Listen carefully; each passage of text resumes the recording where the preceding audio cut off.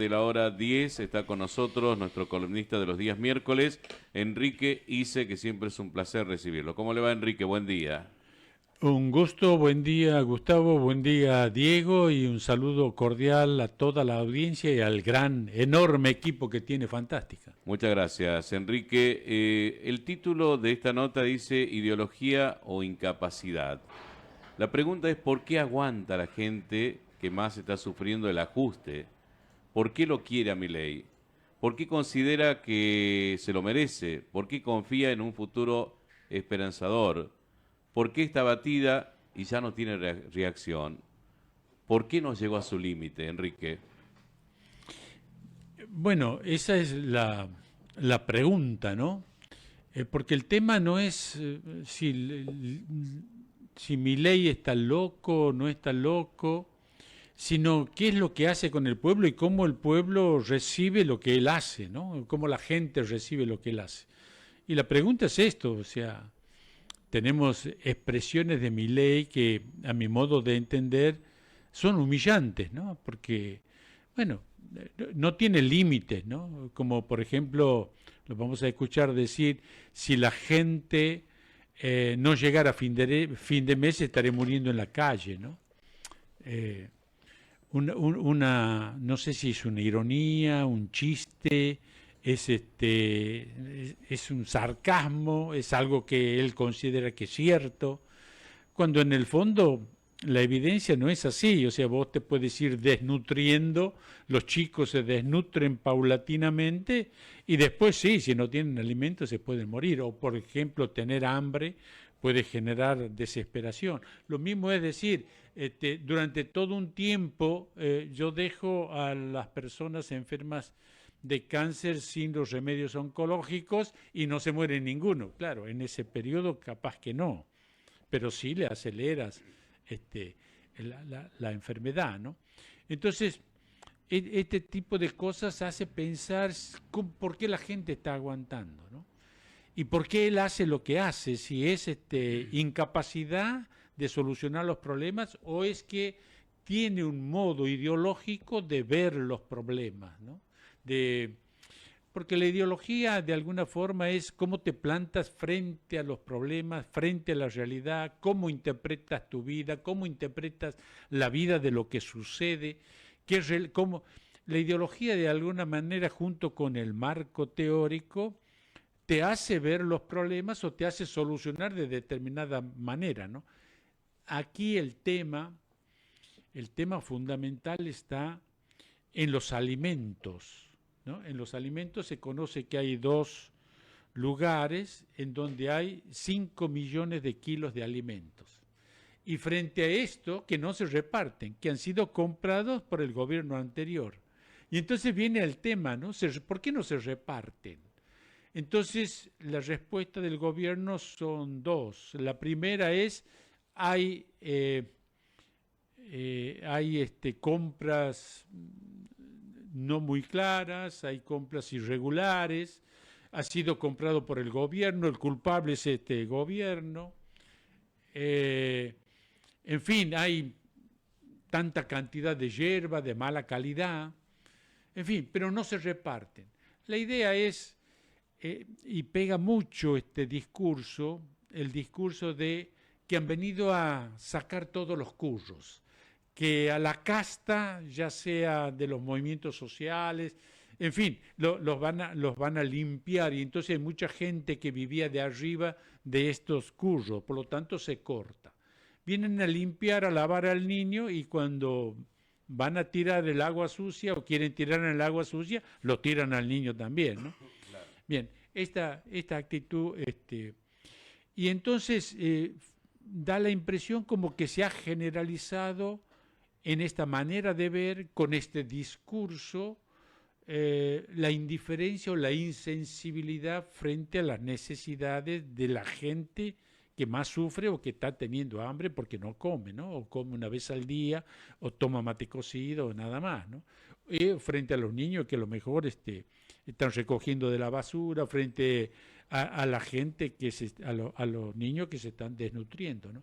Una globalización de la insensibilidad o de la indiferencia. Vamos a escuchar el primer audio donde aparece un obispo de Bedia hablando justamente de este alimento que se pudren, que se vencen, que no se entregan a la gente. Vamos a escucharlo a Marra, Ramiro Marra, que de alguna manera, porque la gente ha presentado un recurso ante la justicia les ordena entregar, y Ramiro Marra dice, la culpa son de los dirigentes kirchneristas, la justicia no se tiene que meter, dando respuestas a cosas que no las puedes atender frente a la necesidad. No puedes contestar eso. Puedes discutir después en ese plano, pero bueno. Y después escuchamos a un dirigente de las organizaciones que justamente plantea las cosas. Esto no es cuestión política, es una cuestión moral, es una cuestión de sensibilidad, ¿no? Escuchemos el audio. Dale, vamos.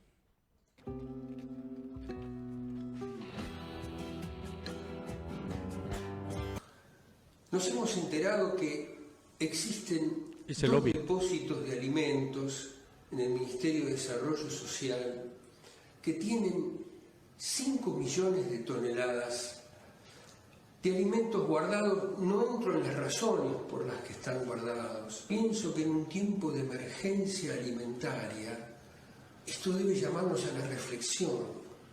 Rápidamente tienen que ser entregados. Esta sensibilidad frente al pan que yo tengo y puede faltar en otras mesas va contra todo lo que significa, por ejemplo, tirar. Bien, están esos alimentos para una situación de emergencia y después hay alimentos que fueron mal comprados de manera innecesaria, como esa cantidad enorme de yerba mate. Cuando sabemos que la responsabilidad de todo lo que está pasando con el reparto de las bolsones de comida es por parte de las organizaciones sociales, que muchas las representa Juan Grabois. Porque también sabíamos que en ese lugar hay productos navideños que seguramente estaban vencidos, así que están sacando todo tipo de evidencia, porque por suerte se construyó una presión social importante sobre la decisión del gobierno de retener esa mercadería ahí, y no se trata de una pelea de un sector, sino que creo que hay un problema humanitario que lo tenemos que afrontar colectivamente entre todos los sectores de la sociedad, porque estamos viviendo situaciones en donde nuestros niños, nuestras niñas nuevamente vuelven a revolver la basura, que pasan días sin comer, y que esta situación requiere que el conjunto de los argentinos y las argentinas establezcamos una presión sobre el gobierno, porque no es una disputa política, es un problema humanitario, es un problema moral.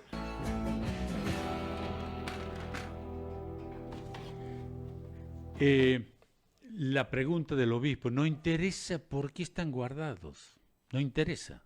Estamos frente a una situación humanitaria, dice el dirigente, ¿no? Y Grabois no está denunciado en ningún momento, ni los comedores que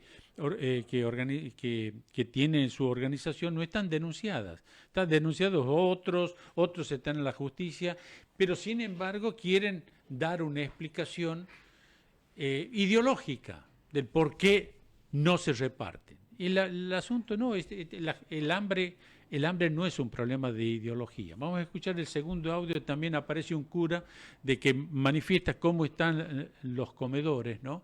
Y después Adorni reconociendo de estos alimentos. Está difícil la situación realmente de los comedores. Yo recién vengo de partir por la mitad un pack de fideos, sí, sacando de un comedor para un comedor de emergencia. Para otro comedor. Así, ¿viste? Estamos como haciendo la raspa y ni así alcanza, ¿no? Y la justicia no se puede entrometer en la política pública. Estos alimentos son reservados de forma preventiva para emergencias o catástrofes. Aparte esto no es una cuestión solo que ocurre en la Argentina, esto pasa en el resto de los países del mundo. Imagínate repartir todos los alimentos y que el día de mañana, Dios no lo permita, tengamos alguna catástrofe o alguna inundación que amerite la inmediata entrega de alimentos. Uno no puede no tener stock de estos alimentos, independientemente. Adorni, diciendo de que tiene comida copiada porque hay comedores truchos. Nada de eso justifica que el Estado tenga 5 millones de kilos pudriéndose en 2 galpones mientras la gente está pasando hambre. agarren la llave de los comedores y vayan ustedes a darles de comer, repártanlo, llévenlo a las iglesias, llévenlo a donde se les cante las pelotas, pero no pueden dejar a la gente sin alimentos. Los alimentos que están en los galpones... Si se está repartiendo, digamos, lo que pasa es que hay gente que curra que está perdiendo sus curras. La gente no llega a fin de mes, presidente. Si la gente no llegara a fin de mes estaría muriendo en la calle y eso es falso. Yo te lo digo. Sí, bueno, digamos, y bueno, si no llegara a fin de mes ya se hubiera muerto, digamos.